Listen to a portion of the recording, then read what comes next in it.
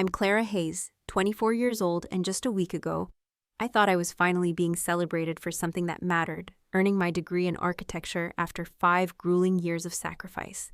But when I showed up at the restaurant for my own graduation party, I found myself locked out, literally and emotionally. My aunt looked me in the eye and said the words I'll never forget. "This party's just for close family." That moment shattered something in me, but it also woke me up. Because when you're excluded from your own celebration, you realize something painful. Not all family is truly family. And sometimes, the ones who should love you most are the ones who wound you deepest. Before I share what happened next, let me know where you're watching from. And hit like and subscribe if you've ever felt like an outsider in your own story. This is for you. Looking back on my childhood, life with my mother, Eleanor, was a quiet epic of sacrifice and strength. When my father walked out on us when I was just 3, my mom became everything: provider, protector, cheerleader, and the soul of our tiny world. She juggled 3 jobs just to keep a roof over our heads: early morning shifts at a diner, daytime clerical work, and weekend graveyard shifts at a corner store. No matter how exhausted she was, she never missed helping me with homework or showing up for every school recital. "Education is the one thing no one can take from you, Clara," she used to whisper, reviewing my math problems at 11 p.m., eyes heavy with fatigue, but smile unwavering. "Your brain is your ticket to freedom." Our modest 2-bedroom apartment in a rough part of town may not have looked like much, but to me, it was a fortress. While other kids had brand new toys and trendy outfits, I cherished our trips to the public library and the dusty corner of the secondhand bookstore. Even when the lights got cut off, my mother turned it into a shadow puppet adventure under flashlight stars. But our extended family was a different story altogether. My Aunt Vivian, Mom's older sister, had married well, and she never let us forget it. Their Christmas cards were practically magazine covers, color-coordinated outfits, gleaming smiles, and exotic holiday backdrops. Whenever they hosted family gatherings at their sprawling suburban home, we were occasionally invited, but never truly welcomed. My cousins, Lily, Ben, and Noah, had everything I didn't: private school tuition, summer camps, and parents who never missed a single soccer game or ballet recital. "Why doesn't Aunt Vivian like us?" I once asked my mom after an especially awkward Thanksgiving, when my aunt made a pointed comment about my thrift store dress. My mother simply squeezed my hand and said, "Some people measure worth by what you have, not who you are. That's their loss, not yours." Despite the undercurrent of tension, I thrived in school. Academics became my refuge, a place where effort and outcome went hand in hand. By high school, I was taking every honors class I could find while working part-time at a local architecture firm. That's where I met Dr. Chen, a brilliant architect with kind eyes, who became my first mentor and planted the seed of design deep in my heart.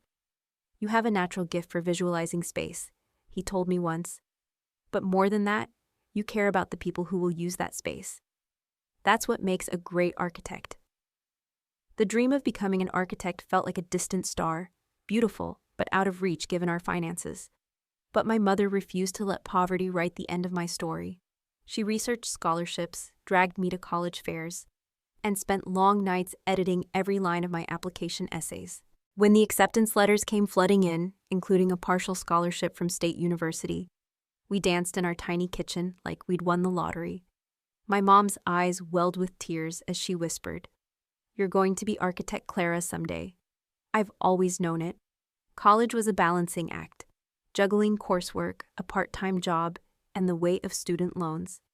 To save money, I lived off campus with 3 roommates in a cramped apartment where instant noodles became a food group, and 4 hours of sleep felt like a luxury. Still, I pushed myself. I made the dean's list every semester, secured research internships to strengthen my architecture portfolio, and held tight to the dream my mother had helped me shape. Then came senior year, and with it, a diagnosis that changed everything. Mom's nagging cough and fatigue turned out to be more than exhaustion from working too hard. It was a late-stage degenerative neurological disease. Just like that, my days were split between lectures and long visits to the treatment center. I'd sit in quiet corners of the hospital, taking notes while she rested. Ironic, considering those were the very places where she once helped me solve algebra problems. "You keep submitting those applications," she told me firmly from her hospital bed. My daughter is going to be an architect. I was accepted into architecture school on a partial scholarship, but Mom's health declined rapidly. 6 months after her diagnosis, I held her hand as she took her last breath. The woman who gave everything so I could have a future would never get to see it. Grief nearly swallowed me whole. I considered deferring my enrollment, but her voice in my head wouldn't allow it. Instead, I turned my pain into purpose, approaching architecture school with a focus that bordered on obsession. Her insurance covered her funeral and left just enough for me to put a small deposit down on a studio apartment near campus. The next 4 years passed in a blur of model labs, design critiques, exams, and unspoken sorrow. My mother's side of the family all but disappeared after the funeral. Aunt Vivian sent a generic sympathy card with a $50 check that bounced when I tried to cash it. My cousins occasionally texted on holidays, but whatever bond we had quietly dissolved. I built new connections, strong ones. My classmate Sarah became the sister I never had. But mostly, I threw every ounce of myself into becoming the architect my mother believed I was destined to be. In my final year, I received the Preston Memorial Design Award, given to emerging architects dedicated to underserved communities. It covered the rest of my tuition and even included a small stipend. As graduation neared, I sent announcements to my extended family, more out of obligation than expectation. To my surprise, Aunt Vivian called. "We're so proud of you, Clara," she said, her voice warmer than I'd ever heard it. "The whole family wants to throw you a proper graduation party. You're the first architect in the family." I was cautious, but hopeful. Maybe, just maybe, my achievements had finally earned their respect. Perhaps this was Aunt Vivian's way of reaching out, of honoring the bond my mother had always hoped to preserve. "That sounds lovely," I replied, choosing optimism. "Leave everything to me," she insisted. "You just focus on your ceremony. This will be a celebration worthy of architect Clara." For the first time in years, I let myself feel excited about family again. I even bought a new dress to wear beneath my gown, wanting to look my best for this new chapter. Graduation day itself was bittersweet. As I sat among my classmates in the grand auditorium, I felt my mother's absence like a physical ache. When my name, Clara Eleanor Hayes, was called, I walked across that stage, scanning the crowd out of habit, even though I already knew no family was there. Aunt Vivian had said they'd meet me at the restaurant afterward. I took selfies with friends, trying to hold on to the joy of the moment.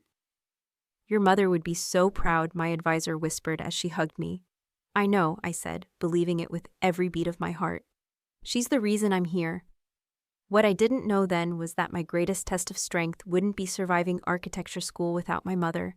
It would be facing the quiet, piercing sting of being forgotten by my own family, on what was supposed to be one of the happiest days of my life.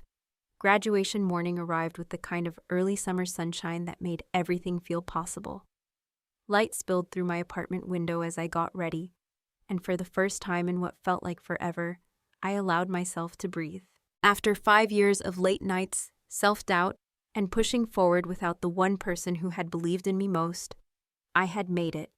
Architect Clara Hayes. Even the title felt too big to hold in my hands. I took my time getting dressed, choosing the navy blue dress with delicate lace I had saved for weeks to buy.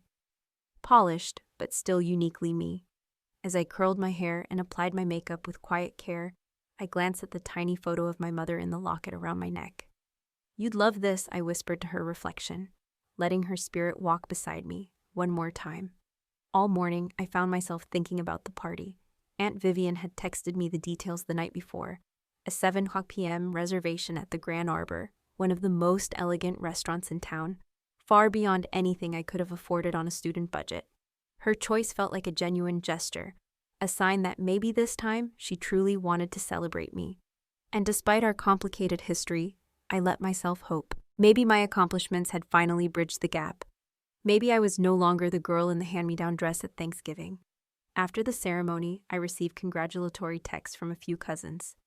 "Can't wait to see you tonight," from Ben. "So proud of you. See you at the Grand Arbor," from Lily. "Save me some cake, architect in the house," from Noah. Every message added fuel to a small but growing flame of optimism inside me. I went home to freshen up, still in my gown and cap, just as requested for photos. The drive to the restaurant took 15 minutes, and on the way, I rehearsed gracious replies to compliments I hoped were waiting. The Grand Arbor was even more stunning than I'd imagined. An old mansion transformed into a place of soft lighting, valet parking, and manicured walkways. I spotted familiar family cars in the lot and felt a flutter in my chest. When I reached the entrance, clutching my diploma case under one arm, I could already hear the music and laughter coming from inside. The hostess greeted me with a bright smile. "Welcome to the Grand Arbor. Do you have a reservation?"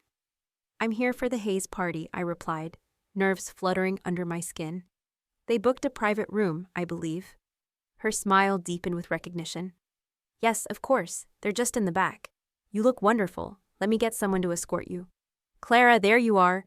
I turned to see Aunt Vivian approaching, her every step precise, her silk pantsuit immaculate. She looked polished, composed, and somehow off. Something in her eyes made my stomach tighten. "Let me handle this," she said to the hostess before turning to me with a smile that didn't quite reach her eyes.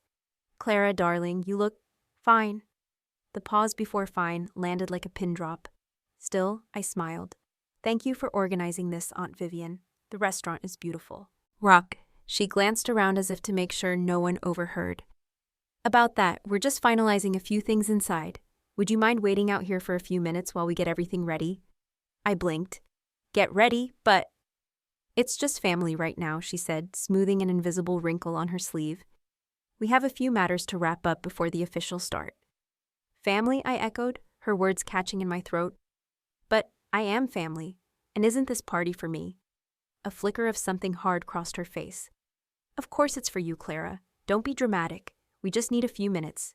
You understand." Standing there, I peered past her into the room. Through the barely open door, I caught a glimpse of beautifully set tables, balloons, and a banner stretched across the back wall. "Congratulations, Architect Clara." The room was already full. Cousins, extended relatives, even family friends I hadn't seen in years.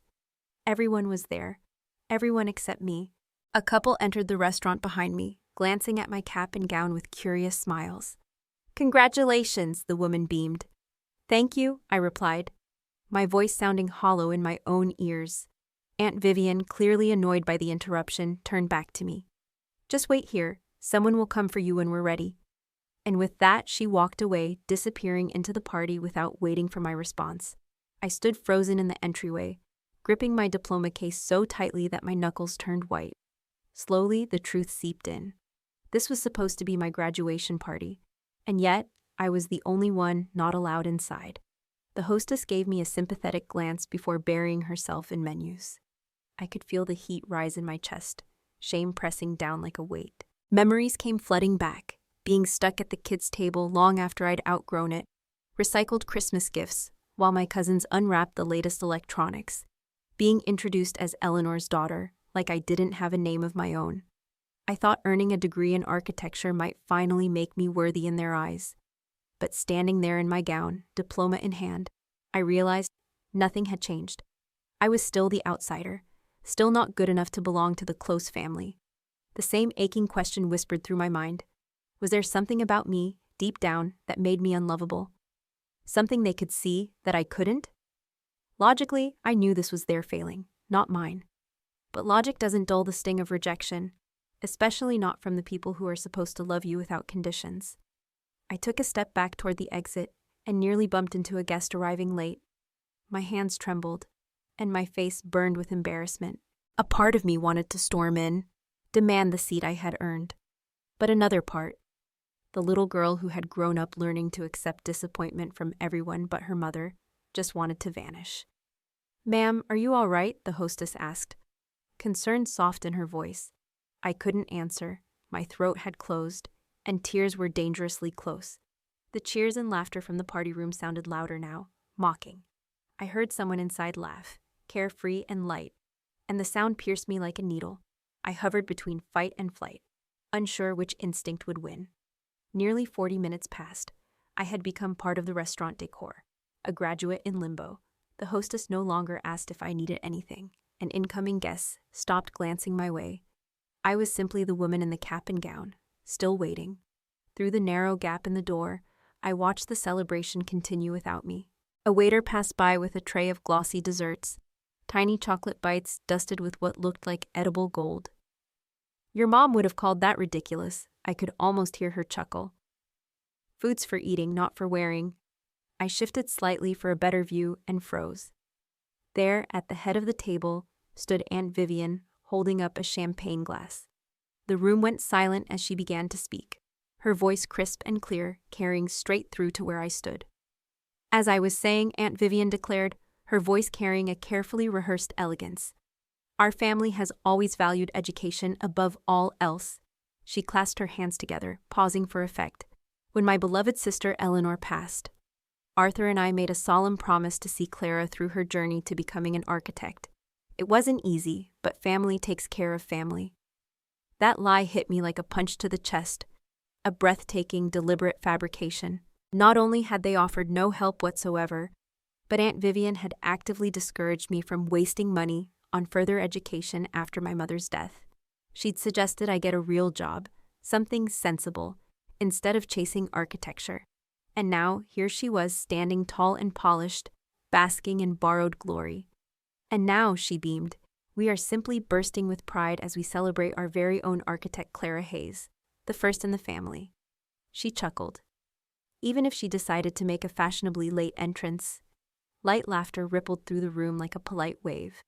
We couldn't be prouder of her accomplishments, or the role we played in making them possible.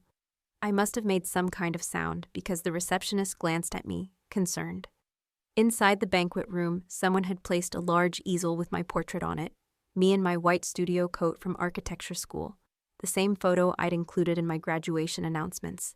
Beside it was a small framed photo of my mother, the very same one I kept on my nightstand. Seeing her image used as part of this elaborate charade, it broke something open in me. As I stood frozen, a waiter approached Aunt Vivian and whispered something. Her eyes flicked toward the door, toward me, and her expression tightened. But then, just like that, she recovered and continued her speech as though nothing had happened. Moments later, the waiter slipped into the hallway and approached me with cautious politeness. "Excuse me, Miss Hayes, I believe you're the guest of honor?" I nodded, unable to speak. "Your aunt asked me to check if you were still waiting," he added awkwardly. "She said they're nearly ready for you." Nearly ready? After 45 minutes at my own graduation celebration, I narrowed my eyes. "How many people are in there?" I asked. He glanced back through the doors. "About 50, I'd say. Pretty full crowd.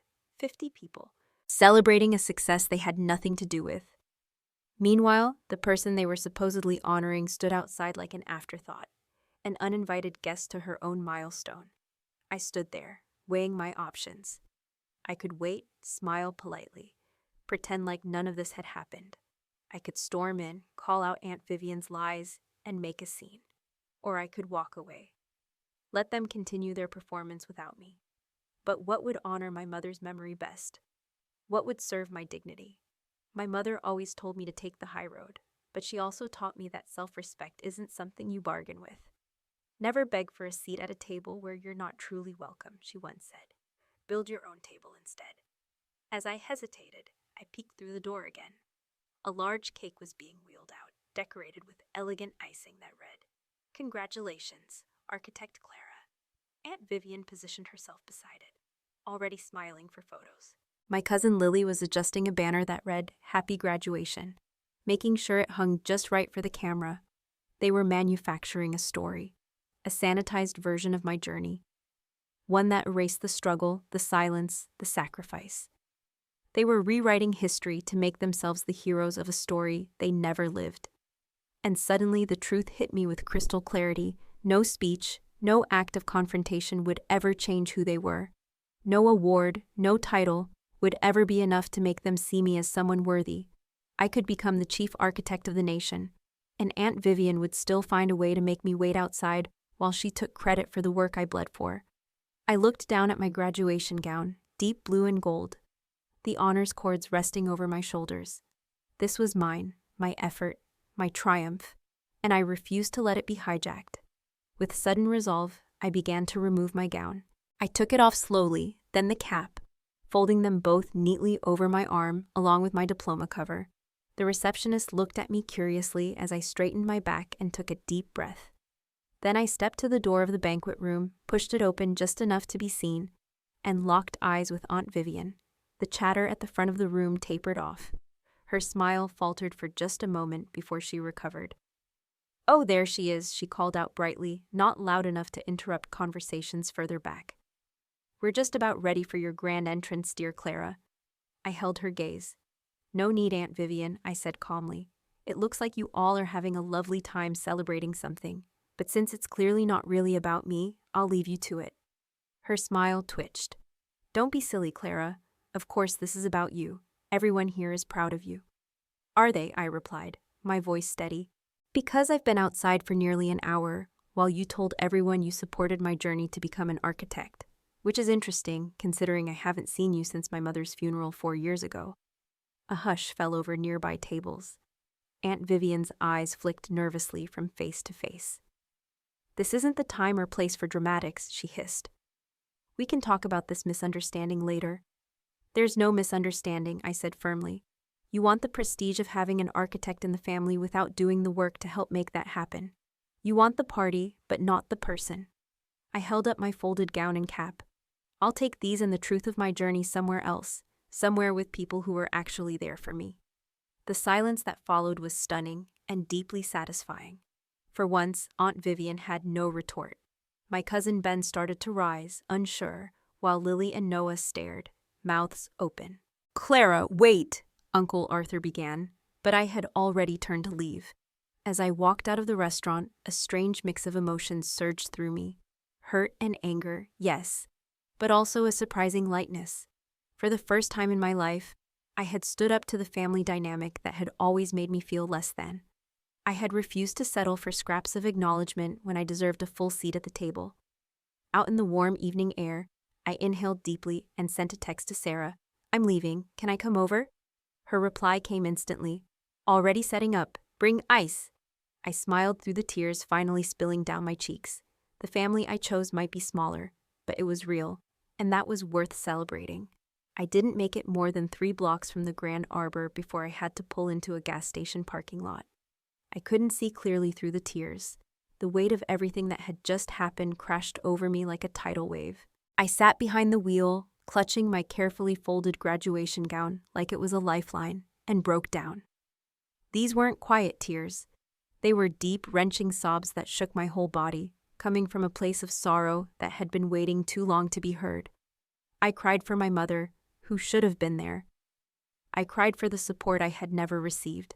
And most of all, I cried for the little girl still inside me who kept reaching for love in a family that would never give it.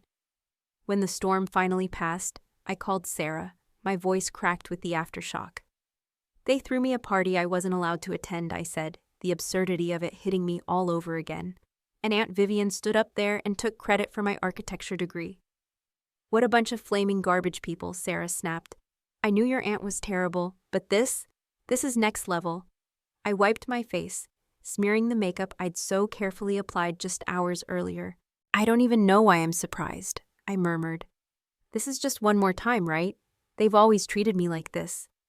"That's exactly why you're better off without them," she said. "Now get over here. I already texted the group." "What group?" I asked. "The real celebration committee," she said fiercely. "Just bring the ice and your fabulous self." 20 minutes later, I arrived at Sarah's third-floor walk-up. My phone buzzing nonstop with new messages. Several were from Ben. "That was messed up. I'm sorry." "Mom's trying to say you overreacted." "Are you okay? Where are you?" And then, to my surprise, a message from Uncle Arthur. "Your mom would be ashamed of how you were treated today." I should have stopped it. "Please call me when you can." Me again. I left the party. Ben and Noah did too. "We're at the diner on Main Street if you want to join. No pressure, just wanted to check in." "I understand if you don't want to talk right now. Just know I'm really sorry, and I want to make this right if you'll let me." I silenced the phone and focused on the stairs in front of me. One arm carried a bag of ice, the other, my graduation attire and diploma. When Sarah opened the door, I was greeted by the sound of upbeat music and a living room transformed. Handwritten signs reading, "Congratulations, Architect Clara," were taped across the walls, along with gold and blue balloons that matched my school colors. But the real surprise wasn't the decorations. It was the people. Dr. Chen from the architecture firm I worked at in high school was there. So were my study group from the program, two of my favorite professors, and a few friends from past internships. There were at least 15 people gathered, all smiling, all cheering the moment I stepped inside. "Surprise!" Sarah shouted, wrapping me in a hug. "Now this is a real graduation party, with the people who actually love you." My phone buzzed with a message from Ben. "I messed up. I should have stood up for you right away. I left with Dad and Noah. Can we talk tomorrow?" The party around me continued, authentic, warm, and full of light. These people were here not for appearances, not to post about it later, but because they cared. They showed up when it counted. They weren't using my success as social currency. They were celebrating me. This is what family is supposed to feel like. Dr. Chen raised his glass again. "I'd like to offer one more toast," he said, his voice soft but steady. "Not just to Clara's accomplishments, but to her character. Eleanor raised a daughter with integrity, perseverance, and deep compassion. Those qualities are what will make her an exceptional architect." The room echoed with a gentle chorus of clinks. "Speech, Marcus," my classmate called out, grinning. "Let's hear from the architect herself." Surrounded by people who truly cared, I found my voice. "I couldn't have done this without all of you," I began. "Architecture school isn't something you survive alone. Each of you helped me in ways you may never even realize." My throat tightened. My mom used to say that family isn't just about blood, it's about the people who show up. And all of you showed up. Not just today, but throughout this whole journey. I lifted my cup, the bittersweet ache of grief and gratitude rising together. To my mom, who set me on this path, and to all of you, the family I chose, who helped me finish it. Just as tears welled in my eyes again, my phone buzzed once more. I glanced down, expecting another kind message, but it was from someone I hadn't expected to hear from, Aunt Vivian. "Your behavior tonight was shameful and immature. After all we've done for you, this is how you repay us. You've always had a flair for dramatics, just like your mother." I handed the phone to Sarah, and her jaw dropped in fury. But instead of the old ache I might have felt, I found myself laughing. The message was so blatantly manipulative, so absurdly crafted to make me question my own reality, that it had lost all power over me. "What are you going to do?" Sarah asked. I didn't answer. I simply deleted the message, tucked the phone away, and smiled. "I'm going to celebrate becoming an architect with the people who are genuinely happy for me," I said. "The rest can wait until tomorrow." For the first time in years, I felt truly free, not from the grief of losing my mother, which will always live with me, but free from the desperate need for approval from those who were never willing to give it. I had built my own table, just like my mother told me to, and it was full of people who truly cared. That night, surrounded by real support and honest joy, I finally understood. I didn't lose my family when my mother died. I had simply needed to recognize the one I already had. The morning after graduation dawned clear and quiet, both outside my window and within me. I woke up on Sarah's couch, greeted by the warm scent of coffee and the gentle clatter of breakfast being made in the kitchen. My head throbbed slightly from the champagne we'd sipped the night before, but the emotional exhaustion I'd braced for never came. Instead, there was a strange and steady clarity I hadn't felt in years. "Good morning, Architect Hayes," Sarah said, handing me a steaming cup of coffee. "How does it feel to be both a certified architect and the official family rebel?" I chuckled, sitting up and accepting the cup with gratitude. "Surprisingly, good," I said, "though I do have about 20 missed calls waiting for me." My phone had lit up non-stop since sunrise. Messages from Uncle Arthur, Ben, Noah, and even, to my mild surprise, Lily. What was notably absent, of course, was any further contact from Aunt Vivian, beyond her passive-aggressive text from the night before. I scrolled through the messages slowly as I sipped my coffee, weighing my next move carefully. "The cake's supposed to be delivered at 10, I reminded Sarah. "Perfect," she grinned. "Nothing says poetic justice like stolen graduation cake for breakfast. I'm here for this level of petty." Around 9:30, as we still lounged in our pajamas, wondering aloud whether any of the messages deserved a reply, a knock sounded at the door. Sarah peeked through the peephole and turned back to me, eyes wide. "It's your Aunt Vivian," she whispered. "And she does not look happy." My stomach sank. I hadn't given Sarah's address to the Grand Arbor, only Uncle Arthur had it. He must have passed it along to his wife. "You don't have to talk to her," Sarah said firmly. I can tell her to leave. I paused. For a moment that sounded tempting, but running or hiding would only reinforce the same power dynamic that had governed my life for far too long. Aunt Vivian the authority, me the scolded child. It was time to flip that script. No, I said, rising from the couch. I'll talk to her, but here, on my terms. I quickly brushed my hair and straightened the wrinkled clothes from the day before. Not ideal, but this wasn't about appearances anymore. When I opened the door, Aunt Vivian stood there in another immaculate outfit. Her handbag clutched to her like a shield. Her lips were pressed into a thin, tight line, her entire posture radiating disapproval. "May I come in?" she asked, her tone clipped. "You can say whatever you came to say from right here," I replied, surprised by how steady my voice sounded. Her eyes narrowed at my tone. "This isn't a hallway conversation, Clara," she said sharply. "I raised you better than this." "Actually, you didn't raise me at all," I answered. "My mother did, and she taught me that respect is something you earn through action, not something you're automatically handed because of a last name." Aunt Vivian flinched, just slightly, almost imperceptibly. For a fleeting moment, I saw something flicker in her expression. Not rage, but something far more complicated. "Fine," she said after a long pause. "I came to tell you that your behavior yesterday was completely unacceptable. Do you have any idea how much that party cost? How many important people were there just to see you? You embarrassed the entire family." I leaned against the doorway, letting her words hang in the air before I answered. "That's an interesting take," I said slowly, my voice calm but cold. "Because from where I'm standing, outside my own celebration, it looks a lot more like this event is about you than it is about me. You took credit for supporting my journey into architecture, knowing full well that's a story neither of us can claim as true." "We're family," she insisted, a little too quickly. "Your success reflects on all of us." "Family," I echoed, the word bitter on my tongue. Where was this family when my mother was dying? Where was this family when I was working 3 jobs just to cover rent during my first year of architecture school? Where were you, Aunt Vivian, when what I needed wasn't a staged party, but real support? She shifted her handbag uncomfortably, her gaze flickering. "Your mother chose her own path. Eleanor always had to do everything her way, even when we offered help." That blatant rewriting of history stirred something deep in me. "Help?" I repeated. "Is that what we're calling it now? When my mother worked herself into exhaustion to raise me, because your family decided she was no longer worthy of support the moment she became a single mother? You all judged her, you excluded her. You made her feel small. And now, you're doing the same thing to me." "That's not true," she snapped, but her voice lacked conviction. "Oh, it is. And do you want to know the saddest part? I spent years believing that if I just succeeded enough, achieved enough, you'd finally accept me. But standing outside that restaurant yesterday made something painfully clear.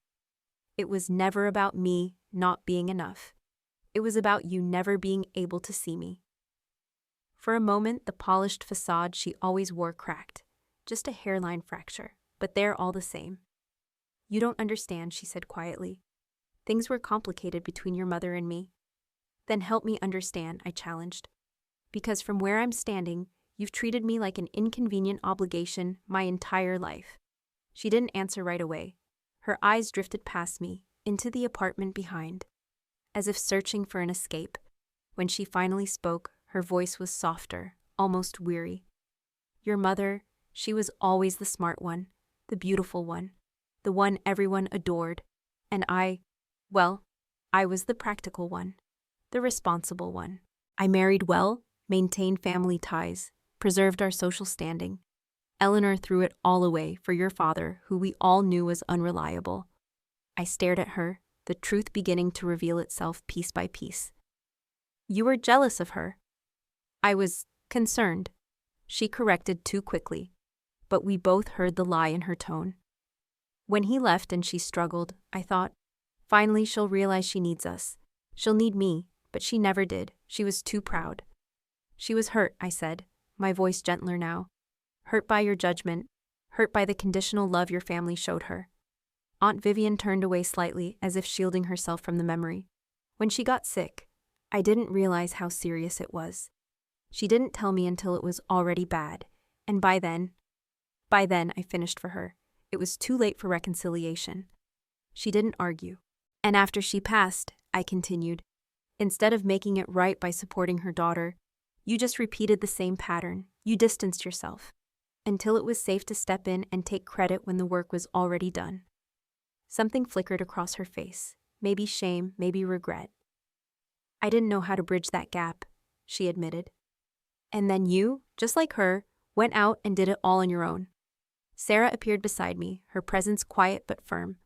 A silent gesture of solidarity. Aunt Vivian glanced between us, and for the first time, something seemed to shift behind her eyes. Perhaps it finally dawned on her that I was no longer alone, nor defenseless. The party was meant to be a gesture, she said at last. A recognition. It was a performance, I replied gently. For your friends and social connections, not for me. If you truly wanted to celebrate me, you wouldn't have left me waiting outside like some unwelcome guest. Before she could answer, the elevator chimed and a delivery man stepped into view, carrying an enormous cake box. Delivery for Architect Hayes, he announced with cheerful formality. The timing was almost theatrical. Aunt Vivian stared at the cake, then back at me. Arthur arranged this, she said. I nodded. He did. Ben and Noah left the party with him. They seemed to understand something you still don't. That family means showing up when it matters, not just when it's convenient or good for appearances. She absorbed that with visible discomfort, her posture stiffening. For what may have been the first time in our relationship, Aunt Vivian was speechless. The carefully curated narrative she had spun, that of the gracious aunt supporting her underdog niece, was unraveling thread by thread. As the delivery man handed the cake to Sarah and disappeared down the hall, silence settled heavily between us. But for once, I didn't rush to fill it. I stood still, no longer feeling the need to smooth things over or spare her feelings. You should go, she finally said, her voice clipped. Clearly, this isn't the right time. And when would be the right time, Aunt Vivian? I asked, steady but sincere. After years of exclusion and judgment, when exactly is the right time to face what's been left unsaid? She had no answer. When she turned and walked away, I didn't feel the sense of victory I might have once hoped for. Instead, there was something quieter, almost sorrowful, a strange kind of pity. She had spent so many years upholding appearances, clinging to control and hierarchy, that she'd missed the very heart of what family is meant to be. My mother had shown me that.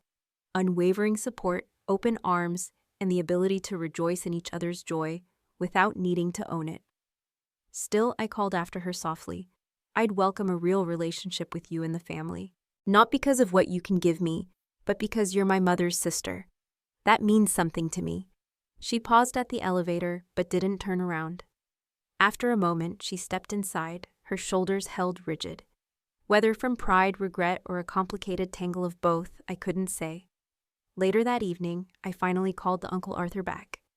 Our conversation began cautiously, a quiet awkwardness lingering, years of distance and unspoken tension making the silence feel heavier than words. I failed you and your mother, he said bluntly after the usual pleasantries. I let Vivian dictate how this family operated because it was easier than standing up to her. But yesterday, seeing you standing alone outside your own celebration, it was like seeing Eleanor all over again. I couldn't stay complicit. What happened after I left? I asked. He gave a dry, humorless chuckle. I told Vivian she'd crossed a line. Ben and Noah agreed. We walked out. And about half the guests did too, including most of the actual family. Even the business associates she was so eager to impress were left confused by the whole thing. That revelation stunned me. Half the guests left? Lily stayed, he added, but she texted me afterward, said she regretted not going with us. Vivian still has a strong hold on her. We ended up talking for nearly an hour. Uncle Arthur filled in the blanks I'd carried my whole life. Pieces of a family puzzle I'd never had the edges to. He explained how my mother's decision to marry against the family's wishes had driven a wedge, how her eventual separation only deepened the wound. The rivalry between the sisters hadn't started in adulthood. It had roots that stretched back to childhood, and had festered into something toxic. None of it excuses the way you were treated, he said firmly, but I want you to know it was never about you, Clara. These were old wounds and older jealousies, carried long before you were even born. That doesn't make it hurt any less, I replied honestly. No, he admitted after a pause. I don't imagine it does. He hesitated, then added, Ben and Noah want to see you, if you're open to it. They're really sorry. They've always admired you, your strength, your independence, the very things their mother didn't necessarily foster in them. I'll think about it, I said, not yet ready to invite more family dynamics into my already full emotional plate. When we hung up, I felt something strange settle inside me, a mix of closure and cautious beginning. The conversation hadn't erased years of exclusion, but it had offered something I'd never had before, context. And that, in its own way, was a kind of peace. In the weeks that followed, as I prepared to begin my architectural residency, I began receiving quiet outreach from various family members. Ben invited me for coffee, where he clumsily but sincerely apologized for the years he'd mirrored his mother's behavior. Lily sent a handwritten graduation card, expressing regret for her role in the party fiasco. Even Noah, the cousin I'd had the least connection with, texted to ask if we could reconnect sometime. Aunt Vivian remained conspicuously silent, but according to Uncle Arthur, my confrontation had shaken her more than she'd ever admit. She's never been good at owning her mistakes, he told me gently. She never has been, but even she knows. This time, she went too far. I decided to accept the tentative olive branches my cousins were offering, cautiously and on my own terms. We weren't going to become a close-knit family overnight. Not after years of distance and emotional landmines. But maybe, just maybe, we could build something new.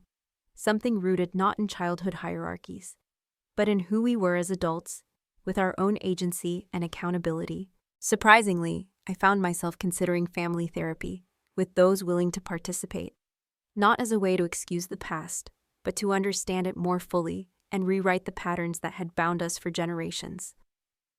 Architecture had already taught me that healing, true healing, sometimes meant reopening old wounds, cleaning them out, and stitching them back together properly. That's how you restore integrity to a structure. You don't paint over the cracks, you fix the foundation. As I packed up my things for Seattle, where I would begin my architectural residency, I carefully tucked my mother's photo between soft folds of clothing. I did it, Mom, I whispered, not just becoming an architect, but standing up for myself, just like you always wanted me to. I didn't need a grand party or family approval to know that she would have been proud. I could feel it. In my bones, in the steadiness of my voice, in the quiet way the light caught her smiling face in that frame.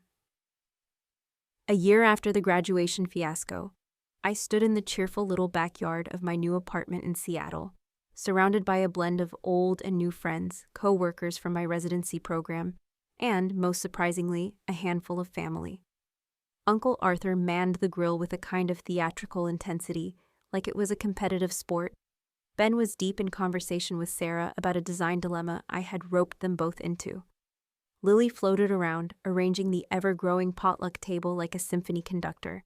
A banner stretched between two trees read, in Sarah's distinctive handwriting, "Celebrating Year 1, Still Standing."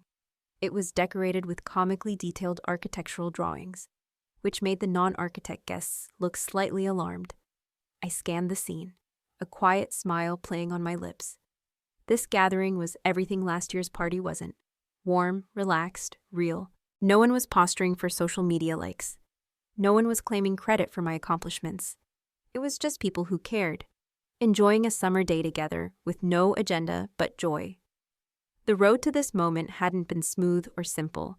The months after my confrontation with Aunt Vivian were riddled with awkward silences, uneasy apologies, and the occasional slide back into old dynamics. But something unexpected happened. We began family therapy, not all of us, just the ones willing to try. Uncle Arthur, Ben, Lily, and me. We met monthly with a therapist who specialized in generational systems, and our first session was almost laughably tense. None of us knew how to speak openly about years of disappointment and distance, but slowly, brick by emotional brick, we started to build understanding. Arthur admitted his deep regret over not challenging his wife sooner. Ben and Lily shared what it was like to grow up in a household governed by impossible standards and conditional affection, different from my exclusion, but harmful in its own way. "I used to think you had it better," Lily confessed during our third session. "You had freedom. Mom controlled everything about my life. how I looked, who I talked to, even what I joined. I felt like a product, not a person. And I thought you had it better, I said quietly. Because you had safety, you belonged. I would have traded a bit of freedom for the comfort of knowing someone had my back. Those kinds of revelations softened the sharp edges between us. We didn't compare wounds. We didn't keep score. For the first time, we truly saw each other. Aunt Vivian refused to participate, calling the whole process needless drama. Her absence was felt, but in a way, it freed the rest of us to speak more honestly. Uncle Arthur began standing up to her more regularly, refusing to let old habits poison the progress we were making. It created tension in their marriage, yes, but he seemed more at peace with himself. Your mother would be proud of you, he told me one day after an especially honest session. Not just for becoming an architect, but for forcing all of us to face the truths we were too scared to name. Professionally, that first year was a whirlwind of deadlines, design reviews, and hard-won victories. Seattle General's architecture program was known for its high standards, and there were days I questioned if I had the stamina to keep up. But the resilience I had built from a lifetime of emotional endurance proved to be one of my greatest assets. What surprised me most was how my own family chaos gave me unexpected insight into client dynamics. I found myself uniquely attuned to situations where family conflict crept into design decisions. The elderly homeowner whose adult children couldn't agree on renovations. The teenager desperate to express themselves, but caught in their parents' tug-of-war. The young mother navigating decisions alone, craving support she never quite got. You have a gift for this, my senior architect said, after watching me navigate one especially tense client meeting. Most young architects would have walked out. I've had some practice, I replied with a small, knowing smile. As the backyard celebration continued around me, my attention drifted to the small memorial table I had tucked into a quiet corner. There stood a photo of my mother, surrounded by a few cherished items. Her favorite novel, the T-square she gave me the day I was accepted into architecture school, and a tiny glass jar holding sand from the beach where we scattered her ashes. Taking a moment for yourself?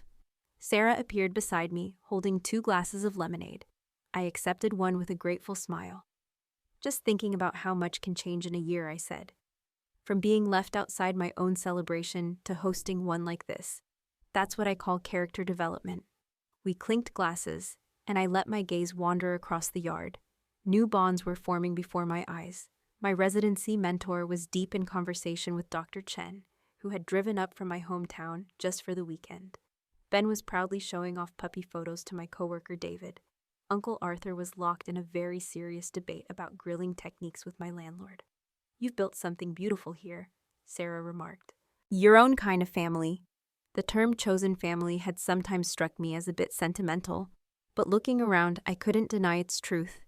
These were the people who had shown up, not out of obligation or social expectation, but out of care. Some were related by blood, others by shared experiences, but all of them had earned their place in my life through steady presence and genuine kindness. Aunt Vivian's absence was still felt, but no longer painful. After months of near silence, she'd sent a short, almost apologetic note, admitting she had perhaps misjudged a few situations. As close to a real apology as she was likely to offer, I had responded with a similarly brief message, keeping the door cracked open for a future reconciliation without expecting it. Our relationship remained distant, but the power she once held over me had finally dissolved. Architect Hayes, moi, one of my fellow residents called, waving me over to settle a friendly debate about a recent architecture article.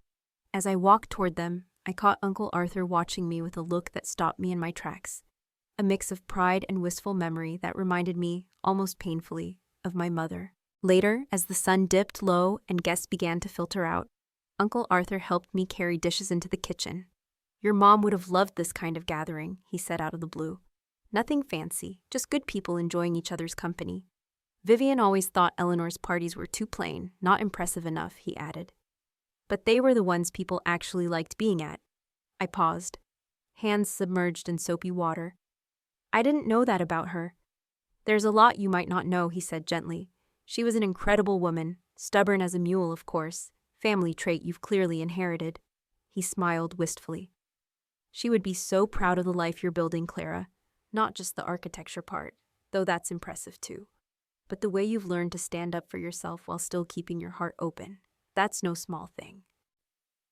When the last guest had gone and quiet settled over the apartment, I sat alone on my tiny balcony, watching city lights blink to life against the evening sky. The journey from that humiliating moment outside the Grand Arbor to this peaceful night had taught me more than any textbook ever could. I'd learned that family isn't defined by DNA, but by consistent presence and honest support. That standing up for yourself isn't selfish, it's necessary for healthy connection. That healing often demands we confront painful truths rather than preserve comforting illusions. And perhaps most importantly, belonging isn't something you earn through achievement or people-pleasing. It's something you build from mutual respect and shared care. My phone buzzed with a message from Sarah. "Best party ever. Your mom would have loved it." I smiled, feeling my mother's presence not as a void, but as a foundation. A quiet, steady base upon which I had built everything that followed. Her love had been unconditional in a family where love too often came with strings attached. That gift, her unwavering love, had given me the strength to recognize which relationships were healthy and which were not. It had taught me how to set boundaries, when to let go, and how to build bonds rooted in truth rather than obligation. The hard-earned wisdom of the past year wrapped around me like a warm blanket. I had learned that walking away from toxic patterns isn't quitting. It's the first step toward building something better. That confronting painful legacies isn't being dramatic. It's making space for healing. And that sometimes, standing alone is the necessary prelude to truly standing with others. As I prepared for bed that night, I paused by my mother's photo on the nightstand. "I think I finally understand what you were trying to teach me," I whispered. "That family isn't who you're born to.